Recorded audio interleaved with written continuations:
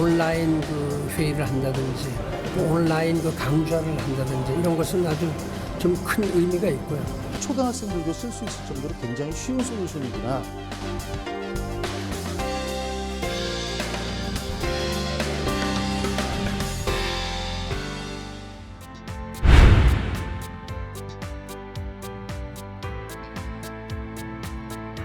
안녕하세요. AI e-러닝 교육의 패러다임을 바꾸다라는 주제로 이번에 TV조선 국제화상 컨퍼런스가 최첨단 방식으로 열렸습니다. 네, 그렇습니다. 코로나 바이러스 팬데믹으로 대규모 회의가 불가능한 상황인데요. 그래서 세계적인 교육 전문가들을 화상으로 연결해 국내 석학들과 원격으로 대토론회를 펼쳤습니다. 이주 아시아 교육협회 이사장님께서 오늘 종일 이렇게 또 포럼에 진행자로 수고가 많으셨어요. 오늘 어떠셨습니까? 네, 사실 이번에 그 라이브 스트리밍이라는 최첨단 방식으로 열렸는데요. 예. 이번에 TV조선에서 사실 그 오프라인의 새로운 그 국제회의 모델을 보여준 것 같습니다. 네. 굉장히 매끄럽게 잘 진행됐던 것 같습니다. 네. 자, 그럼 지금부터 포럼에 참석했던 전문가들과 함께 이 국제 포럼 AI e-러닝 교육의 패러다임을 바꾸다 심층적으로 진단을 해 보도록 하겠습니다. 네, 직접 소개를 좀 드릴게요. 먼저 장순흥 한동대 총장 모셨고요. 네, 그리고 조용상 아이스크림 에듀 대표 모셨습니다. 네, 정태용 연세대 교수 함께 해주셨고요. 또 백혜리 시드콥 커뮤니케이션 이사 함께 하셨습니다. 네. 자, 먼저 첫 번째 주제부터 이야기를 나눠볼까요? 네, 첫 번째 주제는 AI 교육입니다. AI에 대한 어떤 얘기가 나오고 갔는지 네. 먼저 영상을 보겠습니다.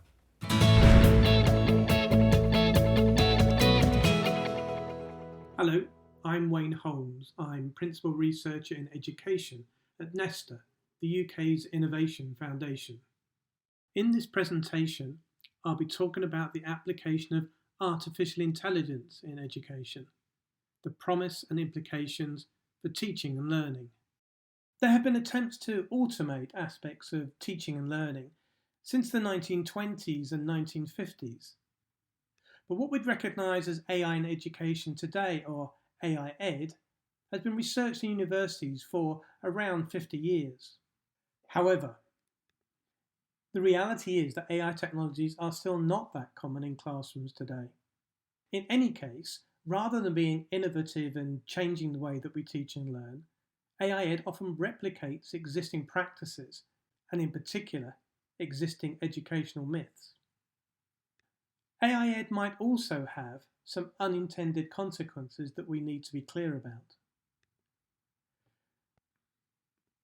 There are three ways in which AI impacts on education. To begin with, we have learning with AI. That's using AI technologies to support teaching and learning. Then we have learning about AI. In other words, teaching students how AI works. And thirdly, we have learning for AI. In turn, learning with AI has three different aspects. Student-facing AI. In other words, AI technologies that have been designed to support students directly. Then we have teacher-facing AI. AI technologies designed to support teachers.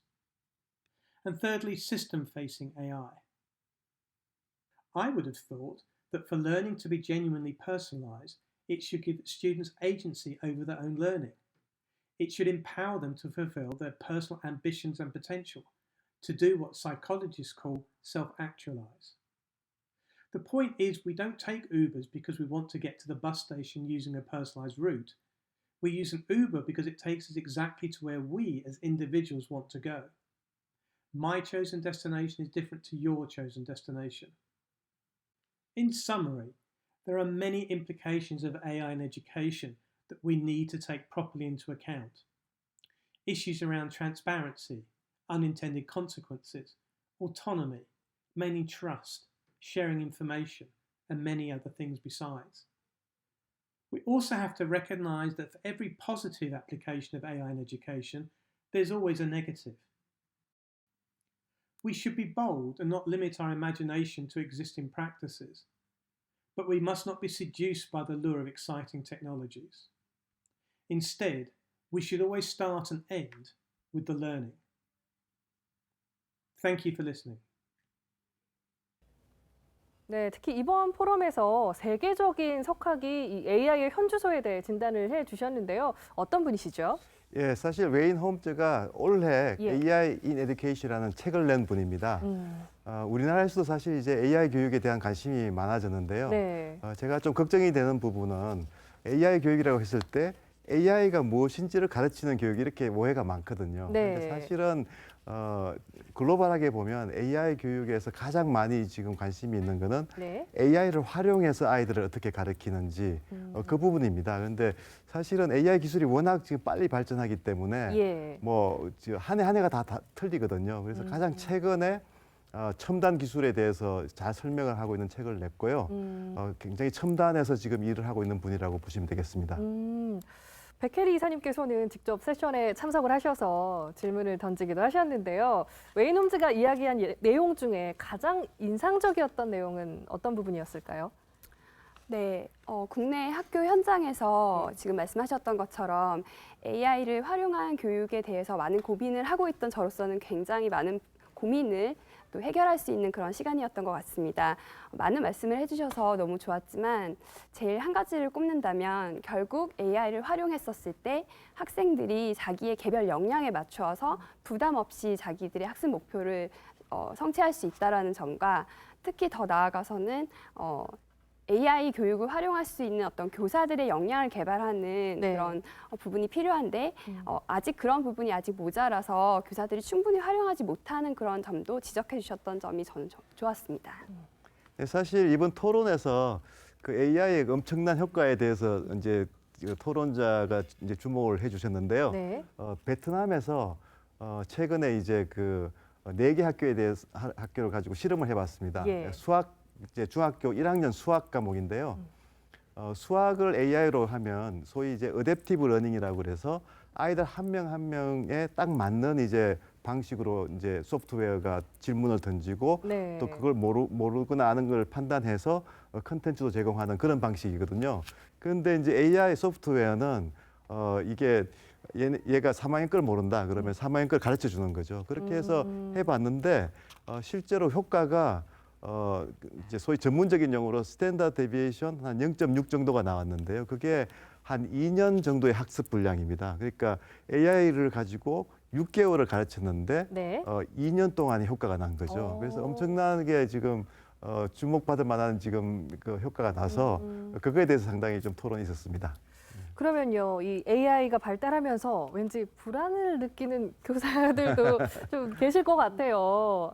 이 AI가 교사의 능력을 강화시키느냐 또는 뭐 교사를 대체시키느냐 이런 이제 생각들이 좀 생길 것 같은데 어떻게 전망하시나요? 네, 실제로 현장에서 예. 교사분들을 만나다 보면은 많은 고민들을 하세요. 이제 사실은 다른 산업 영역에서는 AI로 인해서 사람이 대체될 거다, 인간의 노동이 대체될 거다라는 얘기를 많이 하고는 하는데 오늘 홈주 교수님의 말씀으로 저희가 들은 바로는 네. 교육 분야는 절대 대체될 수 없을 거다라고 명확하게 말씀을 해주셨어요. 본인은 네. 그렇게 생각한다고. 왜냐하면 실제 현재 개발돼 있는 AI 그 교육 시스템으로는 학생들의 어떤 개별 역량에 맞춘 그런 학습에 대한 평가와 진도는 나갈 수 있으나 선생님들이 가지고 있는 그런 인성에 대한 터치 이런 부분들은 인공지능이 아무래도 하기가 어렵기 때문에 네. 그런 부분들은 교사가 여전히 계속 진행을 해야 되고 오히려 AI 시스템의 도움으로 인해서 실제 교실에서 학생들이 개별 역량에 맞춰서 그룹핑하고 네. 같이 수업을 하는 데 있어서 많은 도움을 받을 수 있을 거다. 이렇게 얘기를 하셨습니다. 네, 확실히 감성적인 부분은 대체하기가 힘들 것 같고요. 제가 질문을 드리면서도 왠지 교사를 대체한다 이런 표현이 좀 조심스러워서 질문을 드렸는데 네. 사실 이번에 웨인 홈즈가 이제 지적한 것 중에는 네. 많은 AI 상품들이 있는데 그 중에는 사실은 이제 교사들을 대체하려고 하는 상품들도 있다고 소개를 했어요. 그런데 그런 것들이 학교 현장에서도 잘 받아들여지지 않고 네. 본인 생각에도 장래성이 별로 없을 것 같다. 그래서 앞으로 이제 그 이코시스템이라고 하죠. 생태계가 잘 조성이 돼서 네. AI 산업계와 또 교육계가 좀 이렇게 파트너십을 가지고 정말 이제 역할 분담을 하는 거죠. 말씀하신 대로 이런 학력 부분은 AI가 해주고 선생님들은 오히려 이제 하이터치라고 하죠. 그러니까 네. 아이들을 멘토를 해준다든가 상담을 해준다든가 네. 아니면 훨씬 더 이제 높은 수준의 이제 그 학습이죠. 그러니까 뭐 창의력이라든가 뭐 협력이라든가 이런 쪽으로 이제 교수님들이나 교사님들이 한 단계 더 높이 올라가는 거죠. 예. 그리고 그 아랫 부분을 이제 교사들이 부담을 많이 느끼는 부분을 AI가 대체한다 이렇게 이야기를 했는데 상당히 설득력이 있었던 것 같습니다. 네. 네, 이번에 그 교육에 관심이 많은 학생들이 또 한 200분 정도 온라인으로 접속이 됐습니다. 그래서 네. 좋은 질문들을 주셨는데요. 한번 들어보겠습니다. 안녕하세요. 저는 중앙대학교 1호학번 국어국문학과 정우선입니다. 오늘 이른 아침부터 이런 좋은 포럼을 통해 강의를 듣게 되었는데요. 이 강의를 통해서 많은 좋은 것들을 얻게 되었고 이 강의를 들으면서 몇 가지 궁금했던 것이 있어서 몇 가지 질문 드리려고 합니다. 초중 고등학교에서 선생님들이 그 학업적인 부분이 아니라 가끔 인생의 선배로서 학생들에게 조언을 해주면서 이러한 역할도 맡고 있는데 만약에 AI로 대체된다면 이런 부분은 이 역할을 어떻게 대체가 가능할까요? 선생님들의 인간적인 조언은 어떻게 대체하게 되나요? 라는 질문을 해주셨어요. 장 총장님 생각은 어떠신지 한번 여쭤보겠습니다. 예. 지금은 제가 보기에는 AI가 어떤 학생들에게 조언하는 것 같은 거는 네. 우리 교사님이나 교수님들보다 훨씬 부족할 것 같아요, 현재는. 근데 AI가 계속 배우기 때문에 예. 저는 이제 교수님들이 노력해야 될 겁니다. AI가 못하는 거를 해줘야 되겠다. 예를 들어서 예. AI는 지금은 AI가 이제 앞으로는 뭐 감정적인 부분까지도 배울 거고 또 격려해 주는 것도 배울 거고 그러니까 교수님들도 계속적으로 정말 AI가 못하는 거, 더 통찰력 있는 거라든지 그래서 이것은 앞으로 AI와 교수님들 간에 끊임없는 아마 노력이 양쪽에서 다 필요하기 때문에 저는 그러나 당분간은 뭐 교수님들의 그나 교사님들의 그 조언은 네. 뭐 AI가 쫓아갈 수 없다고 봅니다. 예. 이 교수님 여기에 대해서는 또 어떻게 생각하시나요? 예. 네, 저는 이제 하이터치 하이텍이라는 용어를 쓰는데요. 예. 하이텍으로 할 수 있는 지금 많은 부분들이 있습니다. 아까 네. 예를 들면 이제 아이들 학력을 높여준다든가 또 이제 소통을 할 때 지금 이번에 화상회의를 한 것처럼 굉장히 멀리 있는 사람들끼리 모여서 한다든가 또 코로나 바이러스 때문에 할 수 없이 학교를 못 가는 아이들이 이제 그 플랫폼에서 같이 학습을 하는 거죠. 예. 이런 것들은 굉장히 지금 AI 기술이 많이 발전돼 있고요. 네. 그렇지만 AI가 못하는 것 중에 대표적인 게 저는 멘토링이라든가 아이들의 상담이라든가 이런 것들이라고 생각하고요. 그래서 사실은 교사 교육에서도 훨씬 이쪽을 강화해야 된다는 그런 주장들이 많이 나오고 있는 것 같습니다. 교사들이 이제는 학력을 이렇게 이제 끌어올려주는 그 역할보다는 네. 아이들의 인간적인 터치 그쪽에 훨씬 더 많이 이제 역할을 해야 된다는 거죠. 네. 네. 자, 이제 다음 주제는요. 에듀테크인데요. AI와 에듀테크가 이끄는 한국 교육의 패러다임 변화를 응원해 주시는 분이 계십니다. 바로 반기문 전 유엔 사무총장인데요. 포럼장을 직접 찾아와서 응원의 메시지를 전해 주셨습니다. 한번 들어보실까요?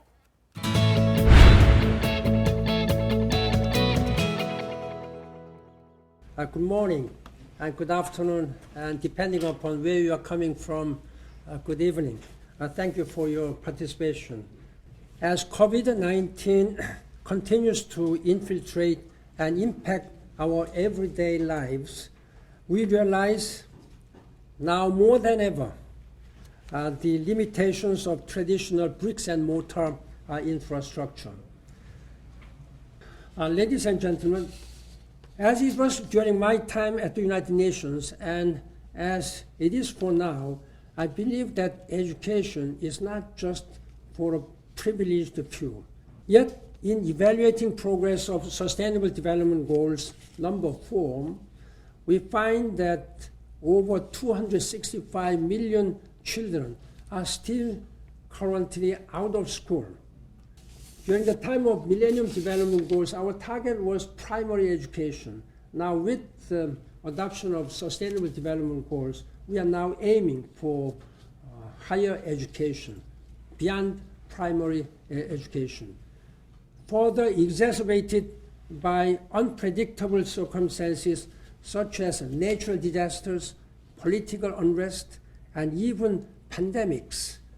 Learning is often interrupted and even halted altogether for many students, especially those vulnerable and marginalized. So we end where we began. How can we ensure quality, accessible, and uninterrupted learning opportunities for far more students than we are currently serving? We must explore new frontiers, new terrain. We must collectively embrace, foster, and invest in a culture of change, ignited by technology and bolstered through partnership. And let us work together to make sure that every child around the world, whether from developed or developing countries, will give equal and fair and good opportunities for education so that they can contribute themselves as global citizens of this world. I thank you for your attention. Thank you. 네, 사실 이번 반기문 총장님이 TV 조선 포럼을 통해서 네. 글로벌 커뮤니티에 굉장히 중요한 메시지를 던졌다고 생각을 합니다. 반기문 총장이 말씀하신 게 크게 두 가지인데요. 네. 혁신과 파트너십입니다. 사실 지금 이제 코로나 바이러스로 아이들이 지금 이제 한 10억 명 이상이 학교를 못 가고 있습니다. 뭐 점점 더 늘어날 수도 있는데요. 예. 근데 그 이전부터 코로나 바이러스 이전부터 사실은 한 8억 정도, 그러니까 아이들이 한 절반 이상이죠. 절반 정도가 중등 교육 수준의 그 기준을 못 미친다는 그런 위기가 있었습니다. 그러니까 네. 학교를 가든 안 가든 간에 학력이 너무 떨어져 있는 거죠. 그래서 이거를 이제 학습의 위기라고 우리가 부르는데요. 네. 그 글로벌 커뮤니티에서는. 그래서 이제 그만큼 교육이 이제 더 중요해졌는데 새로운 교육 모델을 찾아야 되고 어떤 면에서는 이제 AI라든가 새로운 학습 방식이라든가 뭐 프로젝트 학습 우리 장순 총장이 많이 말씀하시지만 강의가 아니고 정말 아이들의 흥미를 더 유발하고 학력을 잘 끌어올려 줄 수 있고 한 명 한 명한테 최적의 학습 기회를 주는 새로운 방식을 찾아야 된다는 지금 절박함이 있습니다. 예. 이제 세계적으로. 그래서 네. 이번에 반 총장님이 그 메시지를 던진 거고요. 그리고 이제 그 파트너십 얘기를 하셨는데 네. 이 문제가 개별 국가 또 개별 학교, 개별 선생님 가지고는 안 된다는 거죠.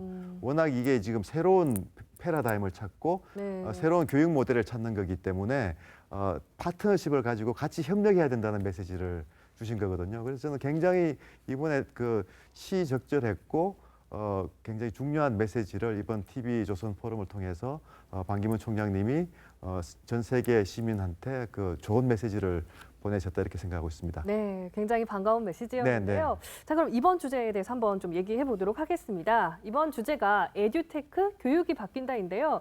에듀테크가 생소한 분들도 있을 텐데 과연 에듀테크가 무엇인지 또 왜 중요한지 한번 이야기 나눠보도록 하겠습니다.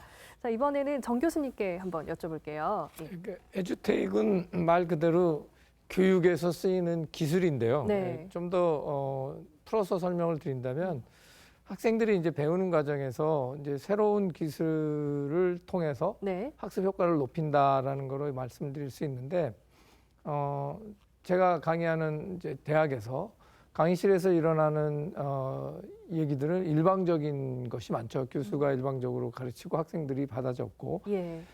거기서 문제는 소통에 관련된 기술이 일방적인 방법으로 그동안 소통을 해왔다는 거라면 에듀텍이라고 하는 특히 기술이라고 하는 것이 지금 양방향의 소통이 가능해지는 여러 가지 다양한 기술들이 있지 않겠습니까? 그래서 그런 것들을 활용해서 궁극적으로 교육 분야에서 새로운 양방향의 소통을 통해서 학습 효과를 높이는 데 사용되는 다양한 기술들을 에듀텍이라고 얘기할 수 있을 것 같습니다. 네.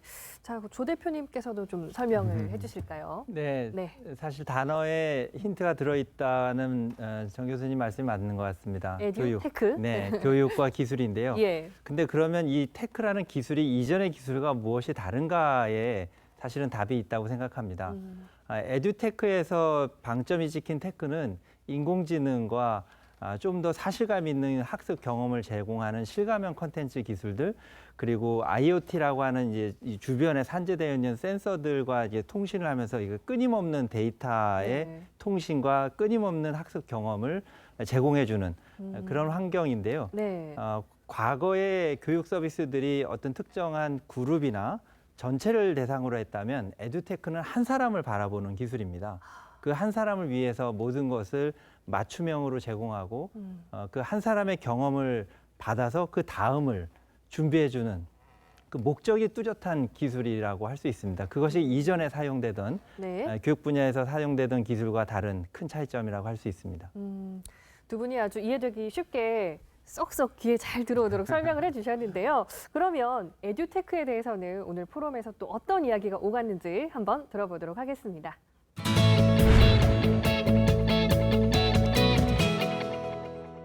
I want to talk today about the change in the educational technology. And as part of this process, I'm the Director of Innovation at the University Design Institute at Arizona State University. I want to talk today about the change in the educational technology. And as part of this process, I'm the Director of Innovation at the University Design Institute at Arizona State University. This was the process that we used in Vietnam. I was the program manager for that prototype, and we're excited to talk about the results of that as well as the other opportunities to apply it to other areas. So as we think about the future of technology, we want to keep in mind it will also transform the teaching requirements. So I talk about the future being already here. This is a famous quote from William Gibson. It's just not evenly distributed. And the interesting thing about that is we see in Korea excellent examples of the future of technology. In the United States, all the other examples. If you were alive in summer of 2016, you remember this game, Pokemon Go. It took over the world and captivated our attention because it brought artificial intelligence into an augmented reality model. And what we see is we see a tiny doorway into the future of educational technology. It's fascinating. We will see how these kinds of technologies, which were simple games in 2016, turn into really powerful learning tools in the future. So as we think about educational technology, we always have to pay attention to opportunities to apply these kinds of tools to our needs and the needs of our students. But what about classrooms? We still use a mass production model. Up until the virus struck, we were delivering the same lesson to all students at the same time. This is a model that is 2,000 years old. So we haven't changed until recently when we started developing adaptive systems and other capabilities to deliver the right lesson to the right student at the right time. This is the future of education. This is what we did in Vietnam. This is what we have been doing at Arizona State University for the last 5 years. It's important that we think about the future opportunity in this way because our objective is to educate each student and help them be successful. And we heard that earlier from the other presenter when he talked about the personal realization of your best self. These are the skills that the Korean economy and the American economy need to continue to grow. So that's what we're doing. We're preparing those students for the future. Of course, the big shift, as we heard earlier, is in the role of the instructor. And I talk about this as being from lecturer to leader. This is an identity crisis right now. Many professors don't know how to behave in a problem-based educational model. So we have to help them make the transition because the lecturing, as we know, when we were in school, we had the large whiteboards, and before that, there were the blackboards, and before that, there was the old lecture hall 100 years ago, and before that, 2,000 years ago, there were the Greeks. So we have 2,000 years of history that is based on lecture. So it's not that we don't need the instructors, it's that we need a new type of instructor. And that's a transformation that's going to occur over the next 10 to 15 years. When we go back in the classroom, let's take problem-based learning back into that room instead of the old lecture model. So that's the opportunity, because the best way to predict the future is to invent it. And this is an opportunity right now, at this moment in time, to invent the future of teaching and learning. We have the technology, we have the pedagogy, we have the professionals and our professors who can make this transition. So we have to capture their imagination and help them do that. So thank you very much for your attention, and I look forward to the discussion with the panelists. 네, 조금 전에 답변해주신 정태용 연세대 교수님과 또 스마트 홈러닝 전문가이신 조영창 대표님께서 직접 세션에 참석을 하셨습니다. 강연을 한 데일 존슨이 어떤 분이시고 또 가장 주목할 만한 포인트는 무엇이었나요? 네, 데일 존슨은 사실 그 아까 제가 말씀드린 그 베트남 프로젝트에 네. 또 직접 참여하고 계신 분입니다. 네. 그래서 이 소위 이제 맞춤 학습이라 그러죠. 어댑티브 러닝 시스템인데요. AI가 학생 한 명 한 명의 역량을 파악해서 딱 맞는 이제 학습 경로를 제공해주는 방식이죠. 네. 그걸 베트남에서도 적용했고 사실 이분이 애리조나 스테이트 유니버시티의 이제 전문가이신데 네. ASU에서는 이미 한 6만 5천 명 정도 학생들이 벌써 이제 그 1학년 기초 과목들이죠. 뭐 수학, 물리학, 화학 이런 모든 과목들을 다 그런 방식으로 하고 있습니다. 그래서 그 경험에 대해서 이야기를 했는데요. 온라인 우리가 이야기하는 우리가 알고 있는 온라인 교육은 어떻게 보면 20세기의 기술이고요. 예. 21세기는 이제 에듀텍이거든요. 그래서 사실 우리의 담론이 온라인 교육으로 이렇게 머물러 있는 건 참 좀 안타까운 것 같고요. 지금 대학들이 또 온라인을 한다 이렇게 했을 때는 네. 상당 부분은 에듀텍이 거기에 들어가 있습니다. 그래서 정태현 교수님 말씀하신 대로 이게 일방향이 아니고 쌍방향이거든요. 아이들이 라이브 스트림에 와서 교수님들하고 상당히 대화도 하고 예. 인터랙션을 합니다. 근데 그거를 보통은 뭐 그냥 동영상 찍어서 그냥 올리는 걸로만 생각하시거든요. 네. 그것보다는 훨씬 더 효과적이고 또 이제 그 맞춤 학습 같이 아예 학생 한 명 한 명한테 개별화도 할 수 있는 거고 하기 때문에 지금 우리가 일반적으로 많은 분들이 그냥 교육에서의 기술 그러면 네. 지금도 많은 분들은 20세기 기술을 이야기하고 있는데 이번에 발표하신 이제 에듀텍을 발표하신 그 이야기를 쭉 들어보면 네. 뭐 ASU도 그렇고 베트남도 그렇고 지금 많은 나라에서 또 새로운 시도들이 일어나고 또 어떤 학교에서는 거의 대부분의 학생들이 이미 하고 있는 거죠. 지금 에듀테크의 중요성에 대해서 이야기를 해주셨는데 기술 개발과 글로벌 경쟁력이 더 이제 강화되는 시기 같거든요. 학교 파트너십은 어떤 방향으로 가야 된다고 보시는지 좀 여쭤보도록 하겠습니다. 네, 정 교수님부터 좀 대답을 해주실까요? 네, 오늘 그 데일 존슨 박사님 강의가 여러 가지 포인트를 말씀하셨는데 가장 인상적인 거 한 두세 개의 답이 있다고 생각합니다. 첫째는 이분은 미래는 이미 와 있다 하는 얘기는 저희가 좀 더 빨리 지금 변하는 것에 적응을 해야 된다라는 것으로 굉장히 인상적이었고요. 또 하나는 학생들, 수요자들의 그 유니크한 수요를 맞추어야 한다. 아까 우리 조 대표님께서 말씀하신 대로 이게 학생 개개인의 맞춤형 교육 학습 방법이 돼야 된다라는 얘기도 강조하셨고 마지막으로 저 같은 이제 강의를 하는 사람들이 더 이상 그 강의를 하는 사람이 아니라 수업에서 리더가 돼야 된다는 말씀을 하셨는데 이게 굉장히 중요한 그 세 가지 방향을 지적한 것 같고요. 네. 또 하나 힌트는 우리 이 장관님께서도 말씀하셨지만 반기문 전 총장님의 연설 속에 있는 것 같습니다. 이제 두 가지 점을 강조하셨는데 그 이노베이션하고 파트너십이었는데 지금 질문하신 그 학교 파트너십의 방향은 결국 이노베이션에 근거한 파트너십이 돼야 되지 않겠습니까?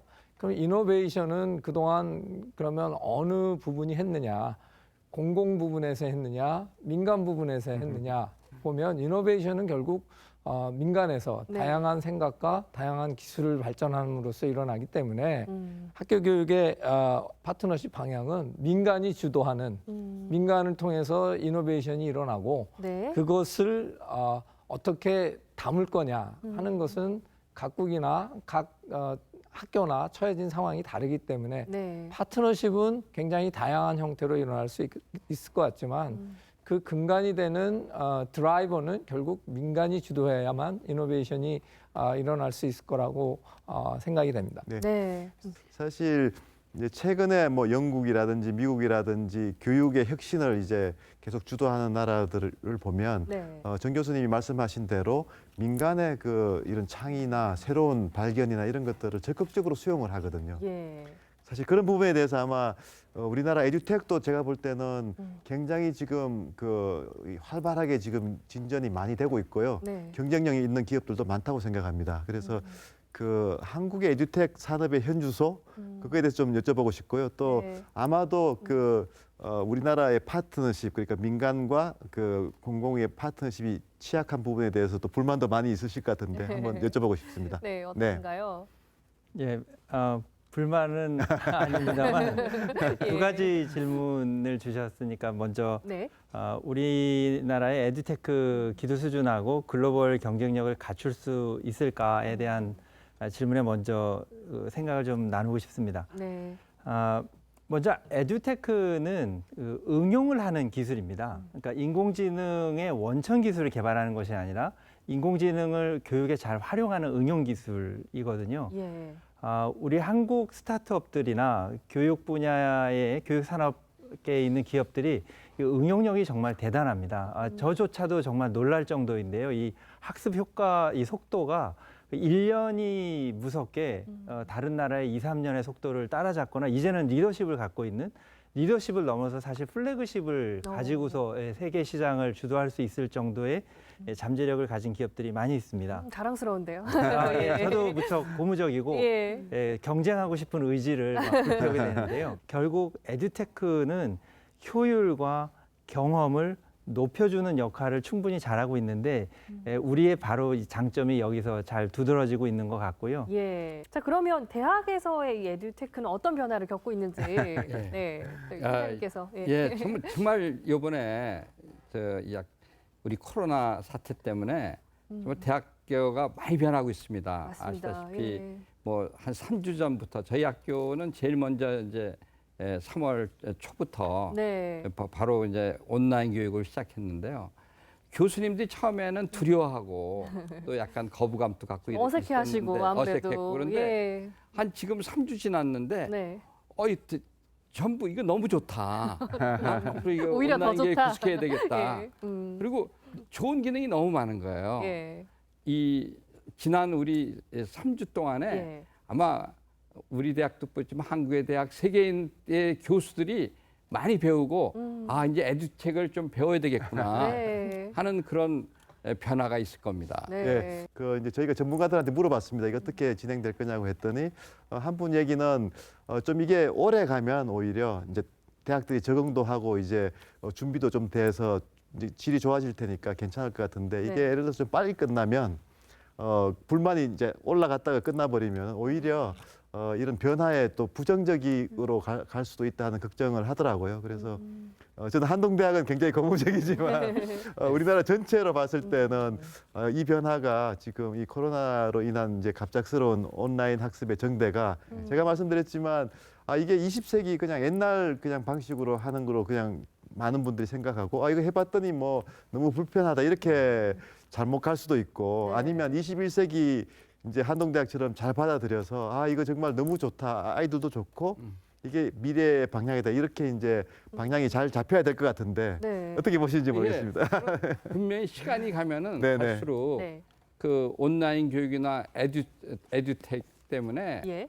많은 분들이 그 온라인 쪽으로 선호할 것 같아요. 굉장히 많이. 그래서 저희가 앞으로 진짜 고민은 오프라인에서 뭘 해야 되나 이게 이제 큰 고민이 될 것 같아요. 네. 최근에 이제 정부가 그 AI 전문 교사들을 양성하겠다고 이제 발표를 했거든요. 네. 근데 사실은 AI 전문 교사를 양성한다는 계획보다는 이제 모든 교사들이 다 활용할 수 있어야죠, 사실은. 그리고 이제 어떻게 보면 교대 사대가 정말 이제 그 교사의 역할 변화를 좀 선도하는 그런 이제 기관으로 이제 탈바꿈해야 될 것 같습니다. 그래서 AI가 많은 것을 해줄 수 있는 시대인데 교사들이 그동안 굉장히 불편하고 부담스러워했던 일을 하도록 계속 강요하는 건 아니잖아요.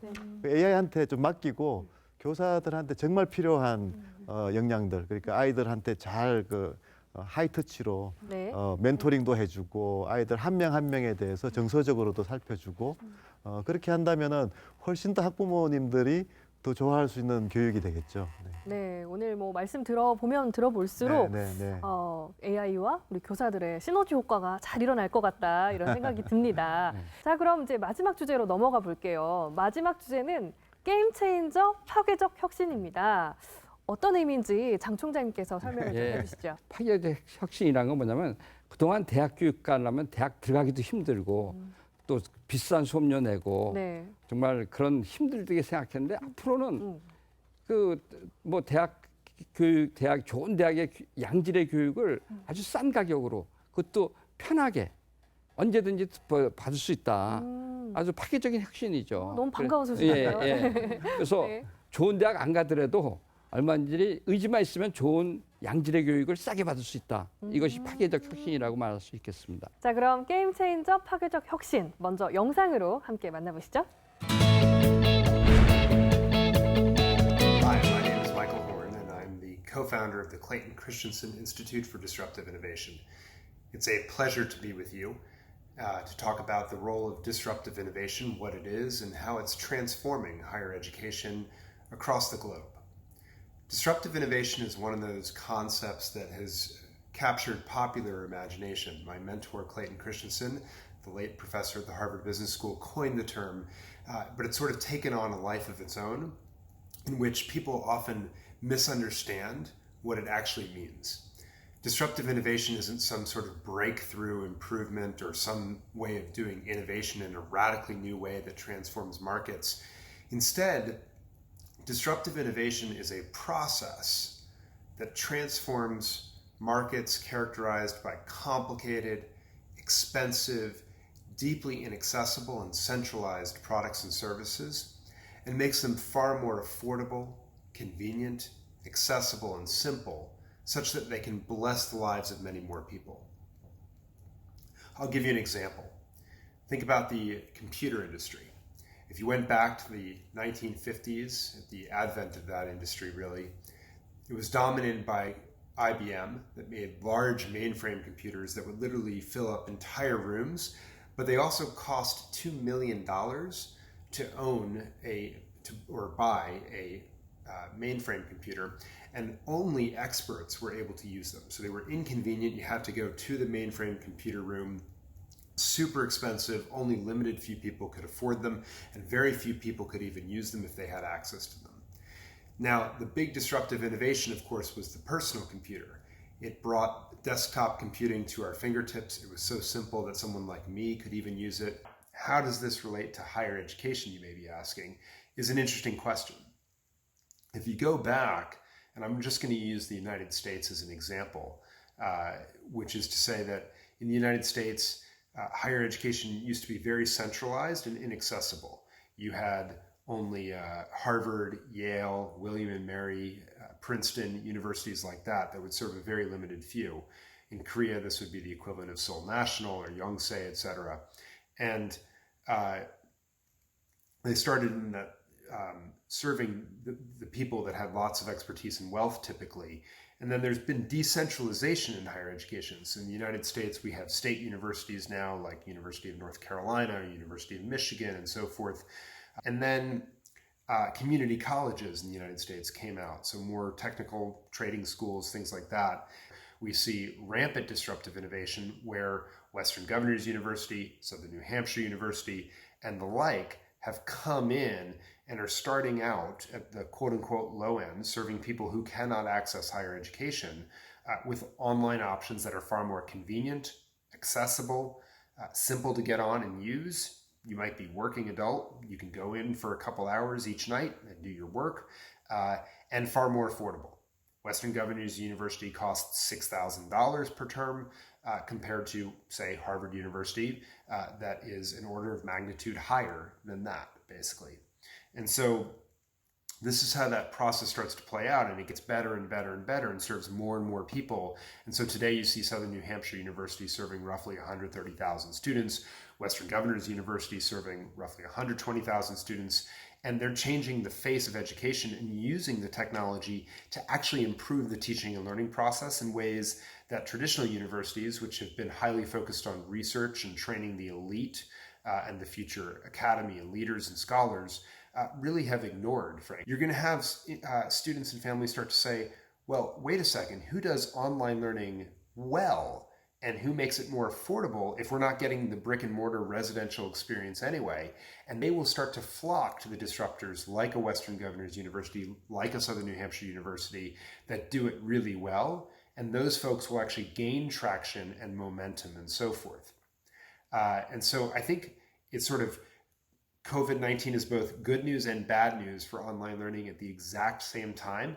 And it's going to be very interesting to play out. If the interruption is longer, my suspicion is that it becomes better for online learning. If it's a relatively short interruption, we're talking maybe 3 to 4 months, then I think it actually won't be great for online learning on the whole, and will have a small to negligible effect on the disruptors and not be a watershed moment, if you will, for the field.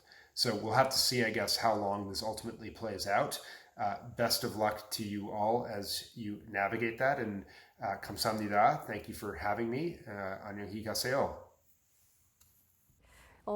이번 강연자분은 어떤 분이신가요? 네, 굉장히 유명하신 분이고요. 그 파괴적 혁신을 이제 교육에 접목하자는 예. 주장을 오래전부터 해오신 분인데요. 뭐 사실 교육에서 이런 파괴적 혁신의 얘기가 나온 지는 오래됐습니다. 네. 그런데 너무 지나치다 뭐 이렇게 하다가 요즘은 저는 이제 국제회의도 많이 다니거든요. 네. 근데 이분의 그 이제 소위 이제 그 주장이 네. 좀 먹히고 있는 것 같아요. 그래서 이번에 모신 그 네. 서던 뉴햄프셔 유니버시티 같은 경우에는 그 총장님하고 이분하고 상당히 교류가 많이 있더라고요. 그래서 서던 뉴햄프셔 유니버시티가 이분의 이론을 적용했다 이렇게 표현을 또 하더라고요. 그러니까 이제 실제로 이제 사례가 나오기 시작하는 거죠. 네. 그래서 이제 장수영 총장님도 말씀하셨지만 이게 멀지 않았다. 대학들이 완전히 다른 모델로 파괴적 혁신을 하는 이제 시대가 올 것이다. 이렇게 지금 예측을 하고 있는 분들이죠. 네. 네, 저는 얼마나 그 큰 혁신이길래 파괴적 혁신인가 해서 저도 잘 함께 봤는데요. 이번에는 학생들이 어떤 점이 궁금했는지 저희가 질문을 한번 받아봤어요. 네, 그 장면 함께 보시겠습니다. 안녕하세요. 저는 성균관대학교 영어영문학과에 재학 중인 20살 이다은이라고 합니다. 제가 오늘 이렇게 유익한 포럼에 참가하게 되어서 정말 좋았는데 이렇게 듣다 보니까 몇 가지 의문점이 들어서 질문을 하려고 합니다. 파괴적 혁신으로 인해서 나라와 나라, 지역과 지역 간에 발생할 것으로 추측되는 격차를 줄이기 위해서 어떤 노력이 필요하다고 생각하시는지 궁금합니다. 파괴적 혁신으로 나라와 이 지역 사이의 격차를 줄이기 위해 어떤 노력을 해야 되나요? 이런 질문 주셨는데 자, 저희 답변을 좀 해주실까요? 조 대표님 답변 들어보도록 하겠습니다. 예. 이 격차를 해소하는 문제는 네. 정말 중요한 문제입니다. 그런데 우리가 철의 삼각형이라는 표현을 씁니다. 교육의 질을 높이기 위해서는 당연히 더 많은 비용이 들어가고 네. 그러기 위해서는 더 많은 접근성을 제공해야 되는데 우리가 재정 압박에 시달리다 보면 비용을 조금 줄여야 된다는 고민을 하게 되잖아요. 그러면 당연히 기회는 줄어들 거고 교육의 서비스 품질도 떨어질 겁니다. 그럼 이 철의 삼각형을 어떻게 깰 것이냐. 그게 바로 에듀테크라는 기술을 쓸 수 있는데요. 이 에듀테크라는 기술을 써서 물리적 이동 거리나 이동 시간, 비용을 줄이고 자기가 편리한 시간에, 자기가 편리한 장소에서 학습을 할 수 있도록 기회를 제공한다면 누구에게나 다 보편적이면서 자신의 필요에 맞는 맞춤형 서비스를 받게 될 것입니다. 그 파괴적 혁신을 하는 대학들이 한편으로는 이제 그 포용적 대학이라고도 불리는데요. 그만큼 이제 이제 저렴하고 또 접근 가능한 교육 서비스를 제공하기 때문에 저소득층 아이들 또 심지어는 이제 아프리카나 동남아나 이렇게 이제 정말 이제 고등교육을 받지 못하는 아이들한테도 쉽게 이제 접근이 가능해지는 거죠. 네. 그래서 최근에 우리나라 대학 같으면 이제 글로벌화가 또 큰 이슈가 아닙니까? 그래서 유학생들도 많아지고 있고 저는 훨씬 더 많아져야 된다고 생각하는데 사실 유학생들을 더 많이 유치하기 위해서도 기존의 방식대로는 불가능하거든요. 오히려 새로운 기술 또 훨씬 더 접근 가능하게 혁신을 해서 이제 유학생들을 더 받아야 되는데요. 사실 오늘 이제 TV조선 이제 글로벌 포럼에서 많은 해외 전문가들이 한편으로는 한국에 대한 기대를 많이 이야기를 하셨어요. 네. 그러니까 본인도 고민들이 많은데 한국이 이걸 좀 해결할 수 있을 것 같다. 좀 잘해서 좀 우리를 좀 도와달라 이런 얘기들을 다 뭐 영국, 미국 전문가들인데도 그런 말씀을 하셨거든요. 그래서 그만큼 아마 한국의 가능성에 대해서는 많이들 기대를 하고 있는 것 같습니다. K-에듀테크의 위상도 높아지지 않을까 이런 네. 생각이 드는데요. 저는 오늘 이제 네 분 말씀 들으면서 다시 한번 좀 학교를 다니고 싶다 이런 생각도 들었고요. 또 의지만 있으면 지금도 저는 공부를 시작할 수 있을 것 같아서 새로운 좀 어떤 생각을 갖게 됐는데 오늘 어떠셨나요? 좀 여러 가지 좀 종합해서 말씀 부탁드리겠습니다. 네. 예.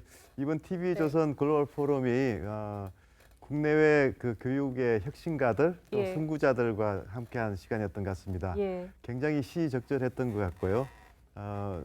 지금 이제 정말 이제 낡은 파라다임을 이제 벗어 던지고 새로운 파라다임을 추구해야 되는 상황에서 또 코로나 지금 사태가 겹쳤습니다. 그래서 정말 교육의 변화에 대해서 진지하게 지금 이제 다시 돌아보고 새로운 전략을 지금 이제 추구해야 되는 지금 시기인데요.